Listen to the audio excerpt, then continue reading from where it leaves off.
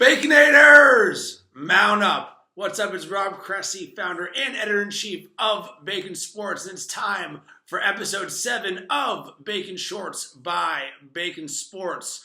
With me today, super excited, we're going to be talking about the upcoming NFL Week 4 games with a sports betting tilt with my man, Jason Logan from Covers.com. Jason's one of the most connected writers in the sports betting industry, contacts and sources of the biggest books in Nevada, overseas, and online. Has a weekly column on Covers.com talking about the betting mismatches and the muffed punt. He's also been featured on MSNBC, Wall Street Journal, Bloomberg News, all over the place. Cowboys fan, and his favorite athlete of all time is Mario Lemieux, which makes me very happy. Jason, what is sizzling?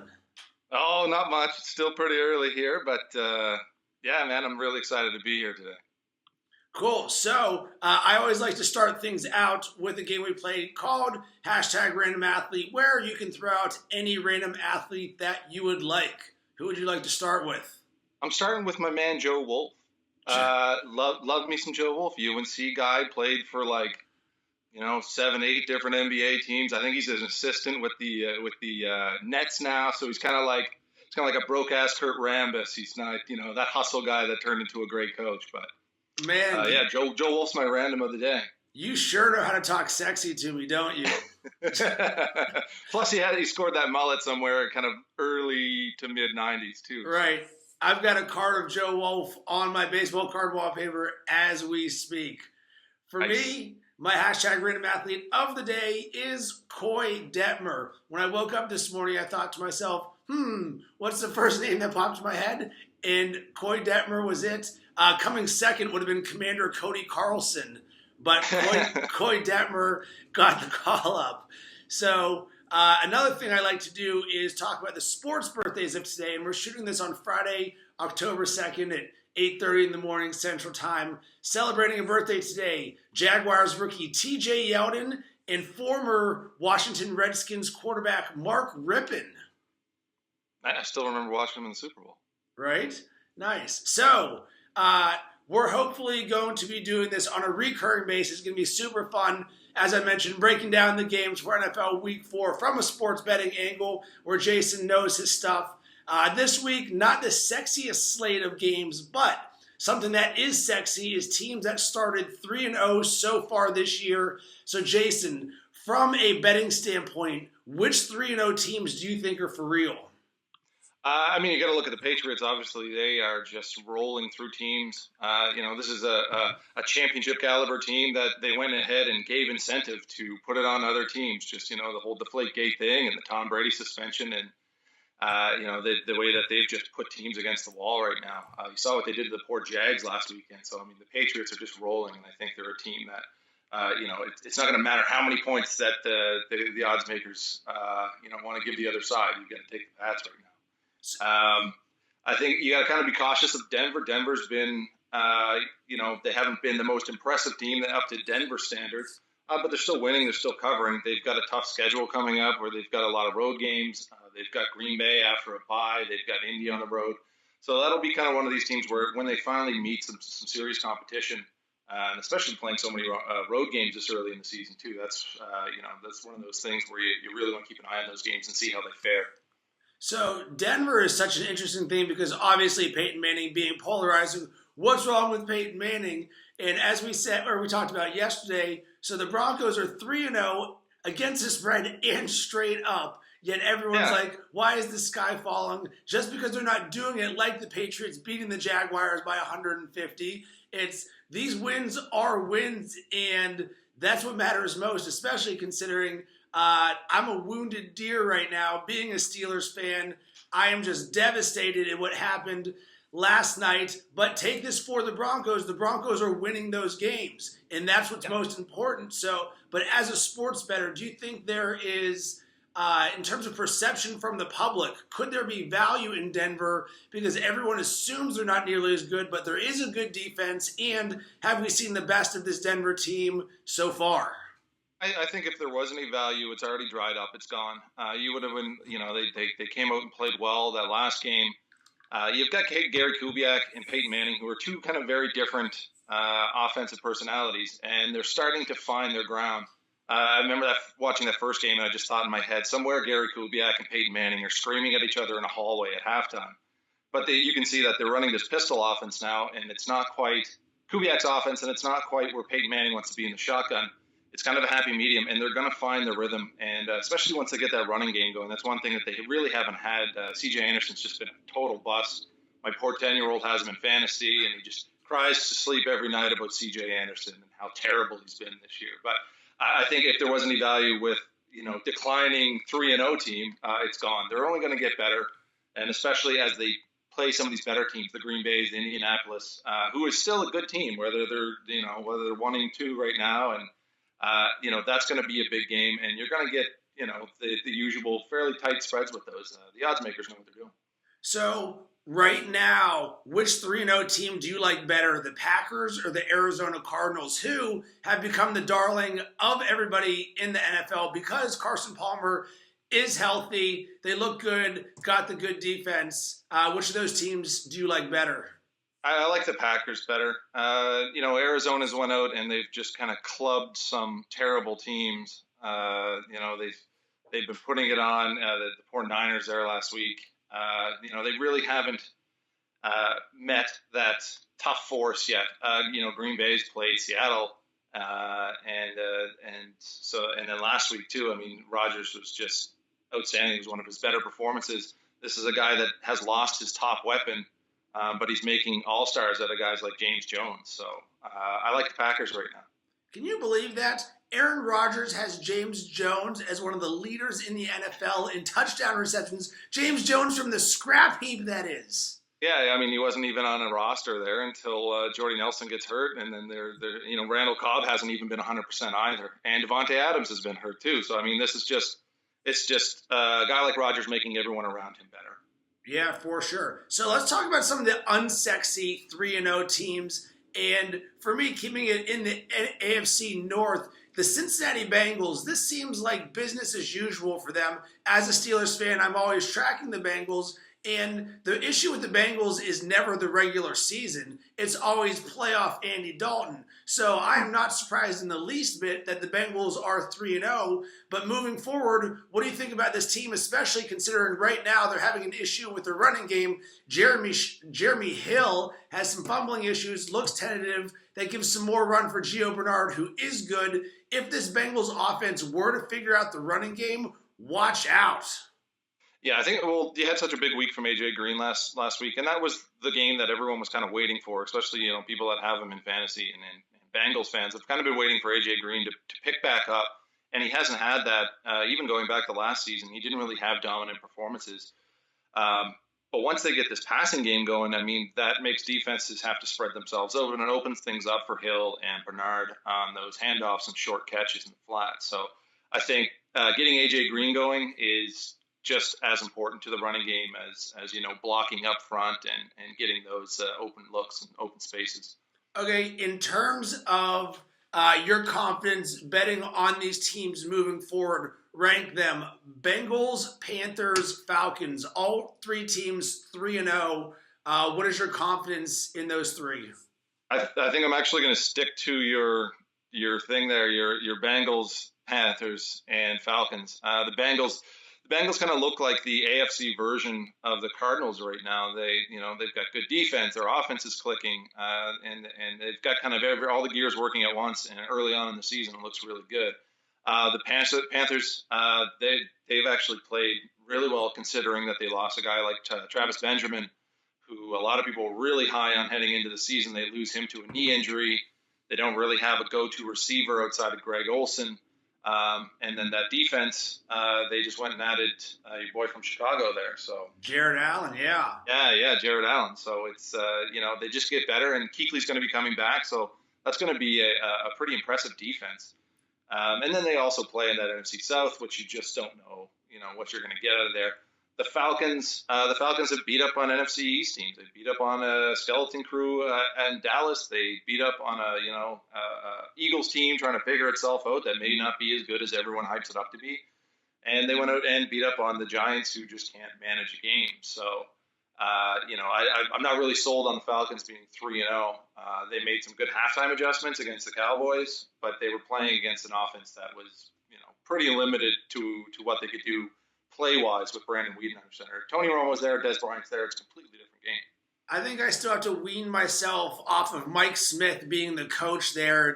It's hard to look at this Falcons team differently. I know they played better defensively under Dan Quinn, but it's still hard because, man, some of the losses they had last year, especially against the spread, were just brutal. And that's a hard thing to forget. And I think that's one of the things, as a sports bettor, you've got a memory of everything that's gone down.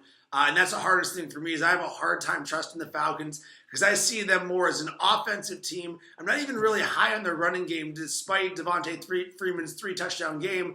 I really see it as Julio Jones, Matt Ryan, Roddy White is a shell of his former self. What you got, Leonard Hankerson is the number 2. So really, we're looking at a 2-player offense, and then you've got to rely on this defense, and I'm not quite there yet. So I can see myself certainly fading the Falcons, probably more so on the road than at home. Than at home, yeah. It's their stock hasn't been higher right now, so now would be the opportune time to go ahead and look the other way on the Falcons. All right. On the flip side, let's talk about the terrible teams that could be a good bet. And you've got a term for them called zombie teams. Would you care to elaborate on the zombie teams? Sure. Everyone loves zombie, and Halloween's on the way, so why not? What a zombie team is basically is a team that's been just so bad, and its betting value has just sunk so low, and it's actually coming back around. To where, odds makers are just throwing a ton of points at them. No one's betting them. Betting value begins to bubble up. And it's, it's a bad team that all of a sudden becomes a good bet. They somehow come back to life. And that's why I call them zombie teams. So give us, do you have any zombie teams off the top of your head that you're looking at right now? Sure. The Jacksonville Jaguars are a team that I was high on going into the season, and they had just had so many injuries on defense. They bring in Julius Thomas, tight end from Denver. You think of a Bortles Thomas hookup is going to be amazing. Anderson's been going really well there. But just the injuries that they've had, they just haven't been able to get that full unit, their full roster out on the field and make those improvements that they need to make. The Pats hung 50 points on them last week. Their stock is super low now. But I think as they get those guys back, Thomas coming back later this month, they get those guys back on defense. They get their running game going. It's all kind of happen around the same time, and I think that's when the value is going to start to show on the Jags. So the Jags, maybe not this week or next week, but come middle October, end of October, that's when you're going to start to see the zombie team rise from the dead and bite some people in the neck. So last season, I was successful using a term, getting comfortable with being uncomfortable with sports betting. So on Bacon Sports, my sort of sports betting evolution, I've tried to become thinking more like a sharp and being less like a square, where I'm looking at certain things. And a lot of that means, all right, you're taking underdogs, you're taking undesirable teams. Last year, one of my favorite teams, even though I think they were only 500 against the spread, was the Oakland Raiders. They were atrocious, but the disparity between their actual record and their against the spread record was vastly different. So I got used to the mindset of betting on these bad teams. So I think one team that's got a really low perception right now is the San Francisco 49ers. Do you see them as a potential zombie team? Maybe not this week taking on the Packers, even though it could be a good spot with the Packers on a short week coming off the Monday night game, having to go out west. In perception of the 49ers, plus getting that many points at home, there's got to be value in there, right? Yeah, and that point spread's only going to go up. Right now it's kind of fluctuated between 8.5 and 8. You've had some wise guys already come in on the Niners, so they are seeing that value, the same value that you're talking about. But come Friday, Saturday, Sunday, when Joe Public football bettor is, he's in Vegas walking in, to his room and wants to run down to the sports book Saturday afternoon and place his NFL bet, or the guys that are betting online, that money is going to start to come in on the Packers. And I think if you are looking to play San Francisco, you're going to want to wait and get as many points as you can out of that one. You may want to wait right until just before kickoff. So I want to talk to you about betting on backup quarterbacks. So specifically, let's look at how about them Cowboys? Someone like Brandon Whedon. And Sure. How do the books think about setting the line, and how should someone who's betting this, who wants to think more like a sharp, how do you justify, or how should we be thinking about this? Because it's hard to say you got Brandon Whedon at quarterback, the most important position on the field. It's hard for me to justify to not naturally just be like, well, why aren't we betting against Brandon Whedon? Well, I mean, you really want to look and see what the backup brings to the table. I mean, look at your Steelers last night. Mike Vick played a good game, and there were a lot of balls that should have been caught last night, touchdown balls that should have been caught last night.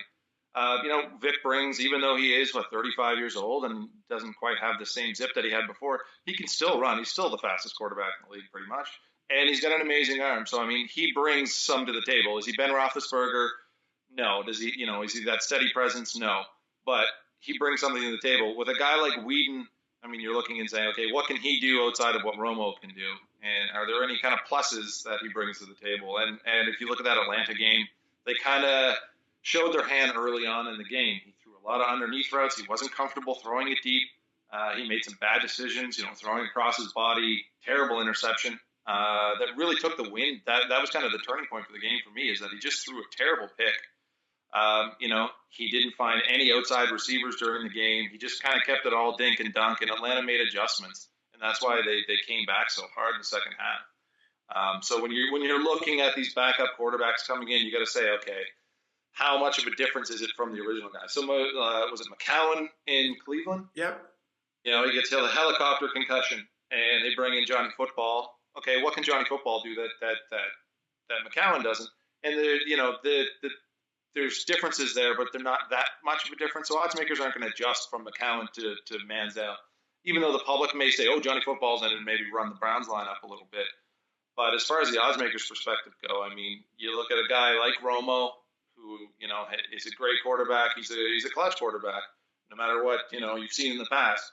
And he can make the throws. He makes the defense play honest. And a guy, you bring in a backup quarterback, and defenses don't play honest, and they're easy to make adjustments. And the playbook is really short with these guys. So you really want to look at what the backup brings to the table. How much of an offense is going to really be left when they're taking snaps. So I guess I have a hard time having faith in a backup quarterback if you're going to be betting on them. And is there value betting on a backup? Because perception is certainly going to be Brandon Whedon is no Tony Romo, or even let's just go with Chicago, Jimmy Clausen in there, Jay Cutler. And I know last week was an example of it, and I'm looking at the Bears and seeing value, but of course there's a horrible spot going up to Seattle. Yeah. Cam Chancellor's back, and I know sometimes there's just not going to be a good bet there. But I'm always looking for value. Like I said, be comfortable with being uncomfortable. So you say, all right, Jimmy Clausen, is there an opportunity where that line is inflated because no one in the right mind wants to bet on Jimmy Clausen?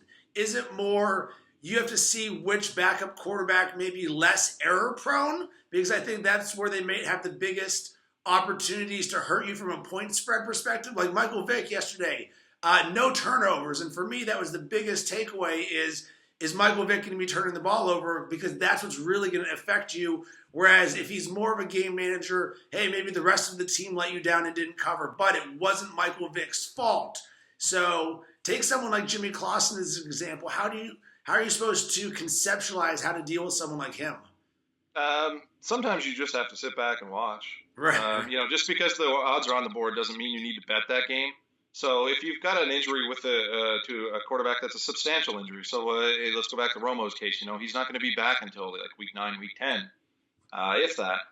And Whedon's going to be getting all those snaps. Well, perhaps Matt Castle comes in, but you want to sit back and maybe take a look at them for a game and say, okay, what can they do and what can't they do? Read as much information as possible. Follow your beat reporters on Twitter. Follow all the action coming out of practice that week. Is he making passes? Are they working on getting those outside receivers open? Did he throw a bunch of picks when they were, putting on scrimmages? those are the things that'll kind of give you a bit of insight. But like I said, a lot of professional bettors will tell you, maybe just sit back and wait. Just because the Bears are your team doesn't mean you need to bet the Bears this week. So sit back, see what Clausen can do, and then move forward. Are the Lions a potential zombie team? Their perception of them going into the season was they could contend to win the division, and they have looked anything but. The running game is a complete shell. Joique Bell, who they signed to a contract to be their man, now with Amir Abdullah, I have no idea what's going on there. Megatron doesn't look the same. Matthew Stafford continues to have Matthew Stafford issues, and I don't know what in the world is going on with this Lions team, which everyone thought going into the season had talent. Yeah, I mean, last year I think the defense was just so strong last year that the defense kind of bailed them out on a lot of things. And last year was also the first year under Lombardi as their offensive coordinator, and they ran kind of a different offense than Stafford had been running years before that. And you're still seeing that transition. They looked good in the preseason. I really liked them in the preseason, and Stafford saying, now I'm getting this offense now, and I can see where the looks are, and now I feel more comfortable in it. I'm not ready to pull the plug on the Lions yet. I still think that, they've got to learn how to play without, Sue and Fairley in that defense. They've got to figure out who they are on defense, and that's still their biggest strength. And then I think, Stafford and Golden Tate. I mean, Golden Tate's a guy that you want to see go off. He had such a great year last year playing on the other side of Calvin Johnson. I still think he's got great value as a receiver. And Abdullah he's been terrific when he has got his touches. I think Bell is hurt this week too, so Abdullah's going to get all those looks. He's a rookie, so I mean you're putting a lot of faith in a rookie. I'm not ready to pull the plug on the Lions yet. I still think they can contend. All right, so one thing that I noticed with the Week 4 slate of games is the potential for 80-20 rule in a lot of them. So I just want to go down each one and get your thoughts. We talked about the Falcons. They're at home, taking on the Texans, 6-point favorites. Right now, it looks like about 80% of the action is coming in on Atlanta. In this Texans team, it seems like it's another typical Texans team where they're like, well, could they make the playoffs? Well, if they had a quarterback and Arian Foster, per usual, is dinged up and or questionable and just not everything there. And I think perception is people want the Texans to be better than they actually are. But 80% of the bets coming in on the Falcons there. I know it is at home. Why do you see that everybody's on Atlanta? They're 3-0 right now. Like I said earlier, like this is the peak for Atlanta. I think this is as good as they're going to get, or as good as they're going to look. And if you are looking for, doing that 80-20 thing and being a contrarian better, you may want to sit on this and see if it's 6.5. Maybe it does go to 7. Maybe it hits that key number of 7. The Texans have looked terrible, and they have. So it is tough to put your faith in that. But I mean, if you're giving them a touchdown over 6.5 points, I mean it's a big difference. At least in when it comes down to those key numbers, that's a big difference. So I've been doing a daily fantasy football podcast for Draft Pros, and I'm analyzing every player on every team offensively to try and find value and see where that is. And what I've noticed about the Texans is, well, one, their running back is currently Alfred Blue, who I have zero faith in whatsoever. DeAndre Hopkins, dude, is a stud. He's, I don't know if you can say he's the next Andre Johnson, but he certainly seems to have that sort of career ascension. But their number 2 and number 3 receivers, this is why the Texans are so garbage. Nate Washington and Cecil Shorts. Take them for what it's worth. Nate Washington is a number 3 receiver at best. But combining him with Cecil Shorts and Ryan Mallett's hitting 50% of his passes maybe, they're having to throw the ball 50 sometimes. I'm like, man, that is not the recipe for success. Yeah, I actually, I think it was last week I was high on Cecil Shorts. The week before he got the most targets. He wasn't catching all those balls, which some of them are his fault, some of them are the quarterback's fault. But he's more of that underneath guy, and I was expecting them to get inside the red zone, maybe hit Shorts on a couple quick passes to score against Tampa Bay. Didn't quite come to fruition, but they don't have a whole lot of options right now, especially when they get Arian Foster back, and if he's the same guy that he is, then it does open up the passing game because defenses have to respect that running game. So it'll be it might be just a wait and see with Houston right now. I can grossly say I had Nate Washington on one DFS team last week for the exact same reason you said with Cecil Shorts. It's crazy. Yeah. They're getting like 9 targets a game and catching 4 of them. Yeah, if they can just get into the end zone, it'd be all worth it. But right. Yeah. All right. Next 80-20 rule game, and still another 3-0 team. The Buccaneers at home taking on the Panthers. The Panthers are 3-point favorites. 87% of bets coming in on the Panthers here. I love home dogs, especially getting a field goal or more. This seems like something where I would certainly be on the Buccaneers. No Luke Kuechly. Jonathan Stewart has been dinged up and ineffective. This is really Cam Newton, plus can he be getting the ball to Greg Olsen? Got another game for Mike Evans, even though I know that the Panthers cornerbacks do a great job of shutting down the opposing team's number 1 wide receiver. What do you think about this Buccaneers-Panthers game? You mentioned Greg Olsen. Greg Olsen has killed the Bucs. Last year, he put a couple big games on them. He's a big, active tight end, one of the better tight ends in the league. And Cam Newton's, he's finally healthy, so we're seeing that maturation and progression of Cam Newton. This is a guy that, when he's healthy and at his best, he's a guy that can carry a team. I mean, they're doing it without Calvin Benjamin, who was a tremendous rookie last year. And the defense isn't just Luke Kuechly. I mean, he is the captain of that defense. He's making the calls. But this defense is very, very good. And, if you have a quarterback that can make plays and you got a defense that can hold back an opponent, then you're looking okay. But it just seems 87%. That seems a lot of people having faith in a Carolina team that I don't think exactly has been the New England Patriots. No, I think it might be more people not having faith in Tampa Bay and Jameis Winston and what's going on there. Sometimes that's it. It's not necessarily, hey, look what Carolina is doing. It's look what Tampa Bay isn't doing. Right. All right. Next game, the Chicago Bears at home taking on the Oakland Raiders. And I can't believe I'm about to say this. The Oakland Raiders are a 3-point road favorites. 80% of the bets seem to be coming on the Oakland Raiders, a team who, by the way, I like their offense. Week 1, everyone was like, back to the Raiders. But week 2 and 3, man, Derek Carr and Amari Cooper are quickly becoming one of the best duos out there. Definitely positive signs for the Raiders. It looks like Jimmy Clausen might start this game. I haven't seen if there's been an update on Jay Cutler, but I see value in the Bears here because everyone sees what happened in Seattle, just atrocious game. They did nothing. This Bears team is not going to score 0 points for the rest of this season. I know there's a lot going on with the Bears in terms of turmoil, but when everything seems down, I'm at least trying to say, hey, I'm getting a home dog of 3 points against a Raiders team who is not used to being favored. And of course, I'm just talking out my square logic to you to say how I try and see things, convincing myself why I should be that 20% betting against the Raiders. Sure. I will say, you were talking earlier about how you want to think like a sharp. The Raiders have been the sharp team. Each and every week, the wise guys have been coming in on the Raiders each and every week. It is a tough spot for Oakland. They are a young team.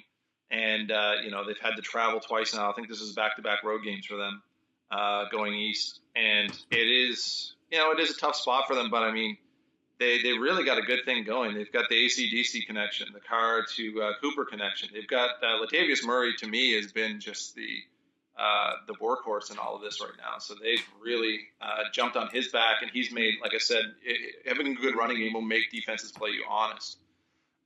With Chicago, the one thing that I look at in this one, and it's one thing I picked out in my weekly mismatches, is Martellus Bennett and how he can expose this Oakland defense, who has just been torn apart by tight ends, and not great tight ends either. Just regular ho-hum, serviceable block and catch ball tight ends for like 100 yards of touchdown. I think they've given up like 344 or something like that. I can't remember the number, but it's despicable. Bennett's a big guy, athletic guy, same cut of that same cloth like Jimmy Graham. He played basketball in high school, was highly touted. I think once they get him going, he's leading the Bears in receptions. Also has a bit to do with Clausen and how that offense really isn't going. They're missing Brandon Marshall, so a lot of the times they are having to hit the check down, and that's Bennett. With Oakland, and this is something I'm diving into a little more with my Muff Punt column this week. Oakland, I believe this might be since week 14 of the 2005 season. I think this is only the second time that they've been a road favorite, which is bonkers. And then if you go back to 2012, I think they've won back-to-back games for the first time since 2012, which is also a bit of a nutty stat when you talk about NFL teams and the ebb and flow of the season. Wow. All right, let's see here. Next 80-20 potential game, the Redskins at home taking on the Eagles. The Eagles are 3.5-point favorites. Looks like 81% of the bets coming in on the Eagles. And are the Eagles the team that I just can't quit you, Philadelphia Eagles? Do people want to believe that we see how, for lack of a better term, unproductive the Eagles offense has been compared to the standard where we believe it should be? DeMarco Murray has been a shell compared to last year. Sam Bradford has not been the upgrade that everybody thought. It seems like it's Jordan Matthews, and that's about it on the offense. And the Redskins, this is a division game, getting 3.5 at home. I don't see that people particularly want to bet on Kirk Cousins and the Redskins.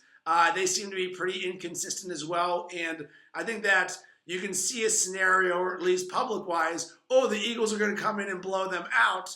But I don't know if I particularly see that. So what's sizzling there? I was talking with a sportsbook director there in Las Vegas yesterday, and he said that, the relationship with bettors and the Eagles right now is just terrible. So it's like the worst girlfriend you've ever had. The public jumped on the Eagles the first 2 weeks. They killed them. They burned them. Then they were like, okay, enough with the Eagles last week, and then they go out and they beat the Rams. This week they're back on the Eagles again, and like I said, with Houston, with Tampa Bay, it's kind of, people don't want to bet. Like you said, people don't want to bet on Washington. So a lot of that attention that Philly is getting is kind of based on people don't want to bet Washington right now. They're not sold on Washington. But with the Eagles, it's just been anytime the public has been on them, they've got burned, and anytime the public has bet against them, they've got burned. So it's a hate relationship with the Eagles right now. I feel it as a Cowboys fan, and love to see DeMarco Murray not picking up yards. Last week was a great spot to bet against Ryan Fitzpatrick when he took on the Eagles because you knew he was due for a 3-interception game. And I know that the Jets defense is legit. However, this is still Ryan Fitzpatrick at the helmet quarterback. If we have not learned over past history, hello world, that he is due, and of course he did. And even though the Jets did look like they had a chance to come back in that game, and I have to give a shout out to Brandon Marshall's worst lateral in the history of football. I have no idea what he was thinking trying to lateral that ball. But I was a happy Eagles bettor last week. Don't know if I will be this week. All right, next game we briefly touched on. The 49ers at home taking on the Packers. Packers look to be 8.5-point favorites depending on where the line is at. Looks like 84% of the bets coming in on Green Bay. And the perception with this one is Green Bay is always possible to blow a team out. And I think that's the biggest issue with here, considering that the 49ers have given up 40 points in consecutive games. So what we saw against the Vikings week 1 has been anything but in week 2 and 3. So talk me through this one. Sure. I mean, they've kind of got the bad roll of the dice here early on in the season. They meet some really good offenses. You meet Pittsburgh and you meet Arizona's offense that's just clicking. And now you've got to go against Aaron Rodgers and that Packers offense that can move the chains. As mentioned earlier, this is one that's kind of bounced around. There has been some sharp money come in on the Niners. And it's kind of walked it down from 8.5 to 8, which is a bit of an odd spread. But talking with Vegas books yesterday, they said this thing could get up as high as 9.5. So if you want to be contrarian, like I said, wait until the last moment, then pull the trigger just before kickoff. All right, and last game also another team that we mentioned, 3-0 team, Arizona Cardinals at home taking on the Rams as 7-point favorites. Another super high one. This one looks to have the highest percentage bets on the Cardinals. It looks like 89% on Arizona.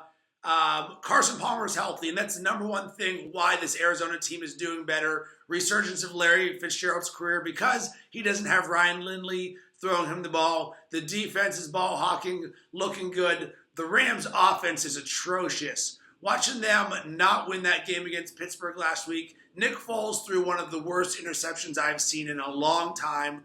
Like 5 minutes left. They got a chance to march down the field, win this game, and he throws pretty much a pop fly into the middle of the field where the safety just goes and pretty much runs forward and catches it. It was unbelievable.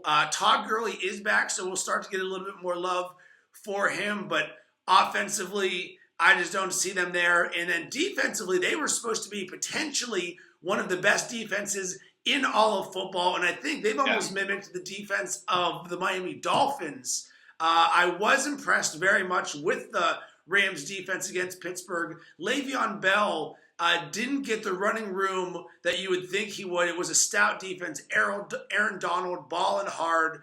I still like that defense. So for me, if I was going to be betting on the Rams, it is on the back of the defense of them. Yeah, the Rams really, they depend on that defensive line to put pressure on the quarterback and hurry them. And while Arizona has done well to protect Carson Palmer, he has taken some hits. And so it's something that is in the back of his head.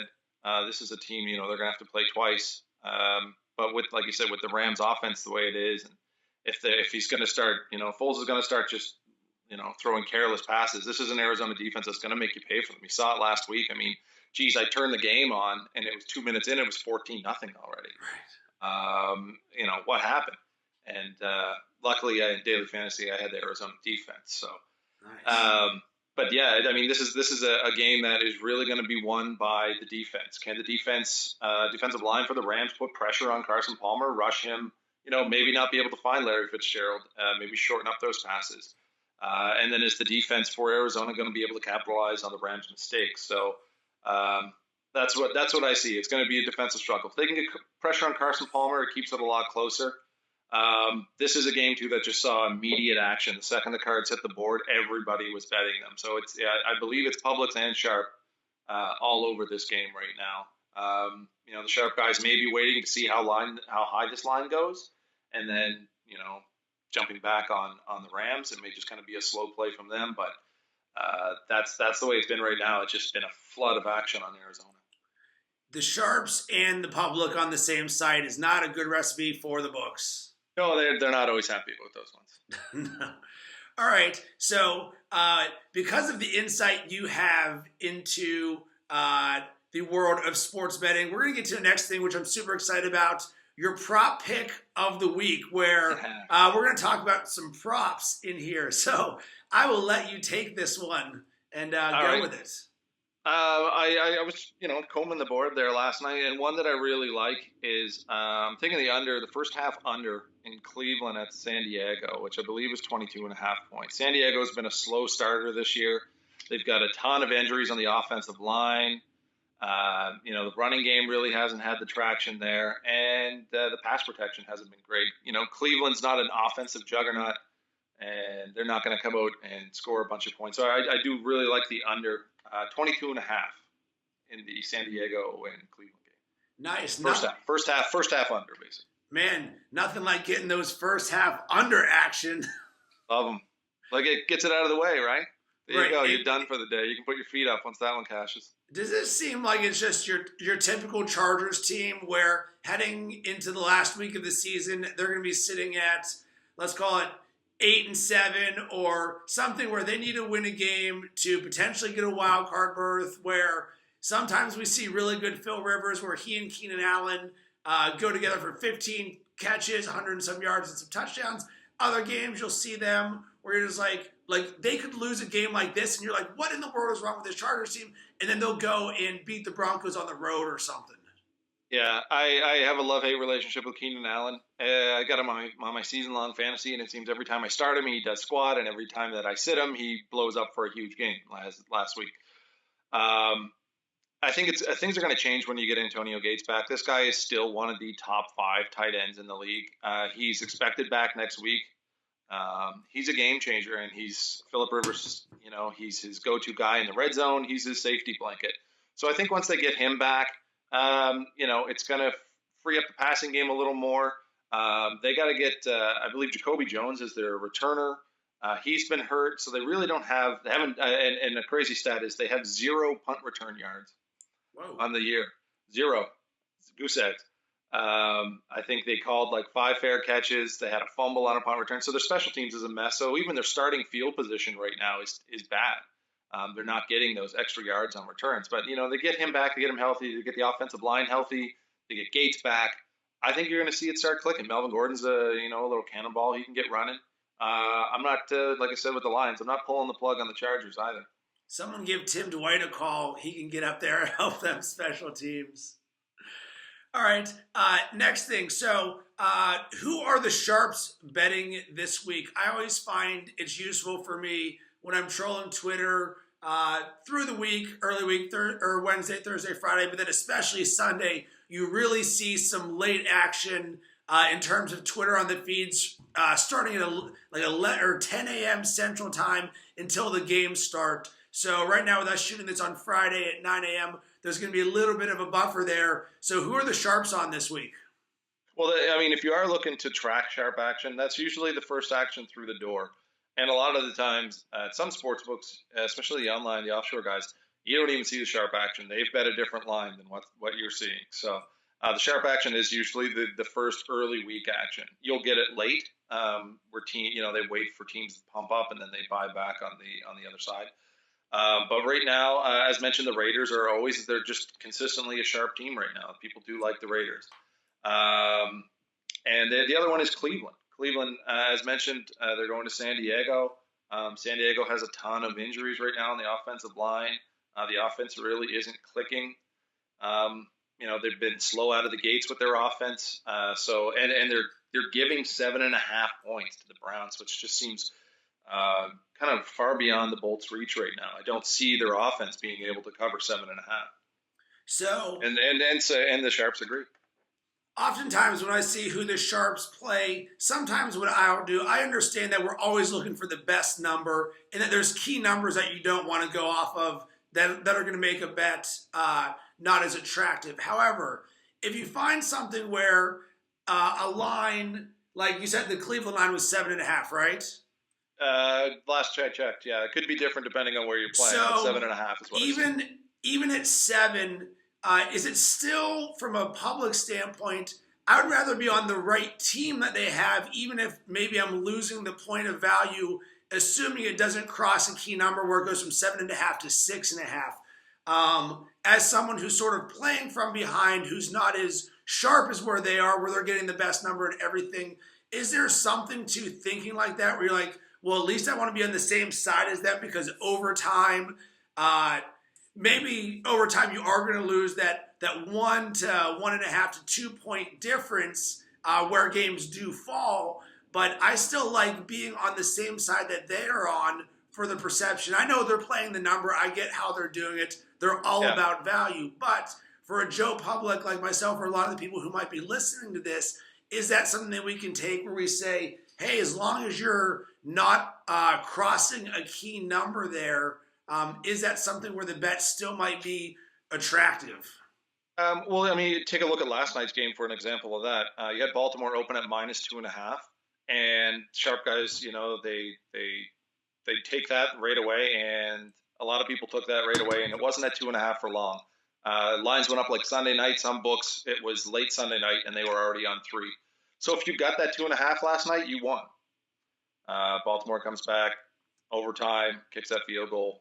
They cover the 2.5. But for the majority of us who didn't get the 2.5, you were dealing 3. So you end up what we like to call kissing your sister on that one. So it's no action. It's a push. So there is something to say to be getting, get that good line when you can get it.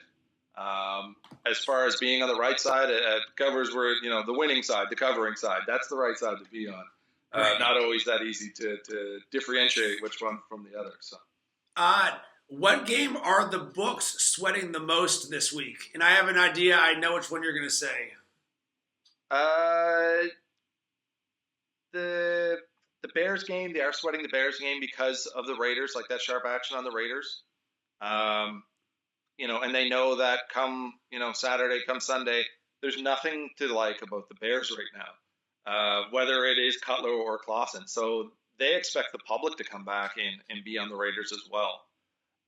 So I think it's going to be one of those sides where you have the sharp, you have the wise guys, and you have the public bettors jumping on the silver and black, fading Chicago. That's the one right now that has them sweating the most. Uh, what about that Arizona versus St. Louis game? With all that, we said both sides have the action on the Cardinals. Is that another potential for them? It's all going to depend on what comes in late. Mm-hmm. Right now it's Friday morning. It's still relatively early as far as the NFL betting. I mean, you look at the action that comes in on these games, and it's like 95% of the action for that game comes in on that game day. So while it is a little one-sided right now, they do expect a lot more money to come in. And I mean, whenever you do get that big decision, yeah, they are sweating that one. But as of right now, from talking to them yesterday, the Oakland game is their big sweat. All right. So as we wrap this up, is there a nugget or a thought that you want to impart to leave everybody with? You can take this anywhere you want. A game. I know you gave us that first half under, but anything in general that you want to get off your mind, impart wisdom. What I would like to hopefully do as we continue to do this is help use this as a teaching tool, make this fun, entertaining, everything sort of all together. But, of course, you knowing a lot more than we do, let you sort of take this for where you want. It's one thing. I mean, and I'm a bettor too, and I'm always, watching the odds, and obviously I have all these things at my tools, all these tools at my, in my hands that I can use to make my bets and be educated on it. But it's still very, very hard.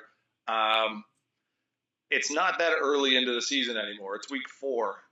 So, once we hit week 4, once we get these results, I would suggest that, bettors really kind of don't get caught up in what happened in week 1 or week 2. Kind of look at it as an overall whole, because we're a good chunk through the season now. It's October. And what you're seeing from teams, these growing pains and stuff like that, like we mentioned with Denver, if you can't get over those growing pains by week 4, then it's not so much growing pains as it is a problem or an issue.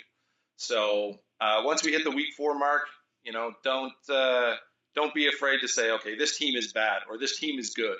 So, if you do have Carolina and Carolina comes out and they move to 4-0, that's a good team. They're a good team. And don't be afraid, if the Lions struggle again, don't be afraid to say, okay, that's it. Like the Lions are a crap team. So it's decision-making time for week 4, basically. Nice. So, Jason, time for you to give some plugs. You've got a column, do your thing, plug whatever you would like. All right, well, that covers, it's not just about NFL. We also have our college football.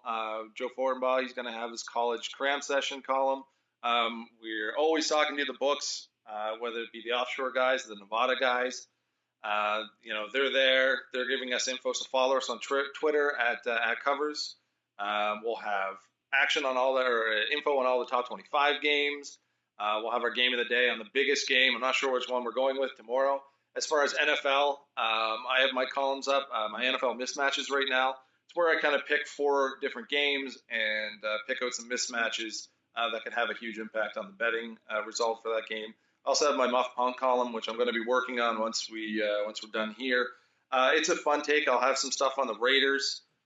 Be looking at that. Be looking at how 3-0 teams do against the spread. According to, are those lines getting puffed up because they're undefeated? And also, too, I throw in some fun stuff. Throw in a recipe, whatever I'm going to make that Sunday, I throw in there. Just I have a lot of fun with it. It's a good read, something that we just started this year, and I really love doing. So, yeah, and then on Monday night, we'll have our debate. We have expert NFL bloggers, experts on those teams. They come in and debate. So it's Lions and the Seahawks, I believe, this Monday. So we'll have a guy knows the Lions inside out. We have a guy that knows the Seahawks inside out. They're going to go head-to-head debate on which team will cover the spread Monday night, and we'll have all that action report from the books on that game as well. I'm going to be making buffalo chicken dip this weekend. I can't wait. Damn, that sounds good. right? It's wonderful. I made ribs last week. I don't know what I got to do something big to top it, and we already had tacos this week, so I'm like, that's my two go-tos. I'm fresh out of ideas. There is nothing wrong with eating tacos multiple times per week. I don't know. I don't know. When you have small children and you got to deal with that, that's not always the best thing. Awesome, Jason. This was a ton of fun. I'm glad we can do this. We're going to make this podcast even better moving forward. For all you out there, per usual, you can find Bacon Sports on all social media outlets, anywhere you are, including Snapchat. We are there. We will have this up today in both podcast and video form, obviously. And sign up for our email list, doing our thing there. That's all the time we got. You guys have an awesome NFL Week 4. Going to be a ton of fun. Boom shakalaka.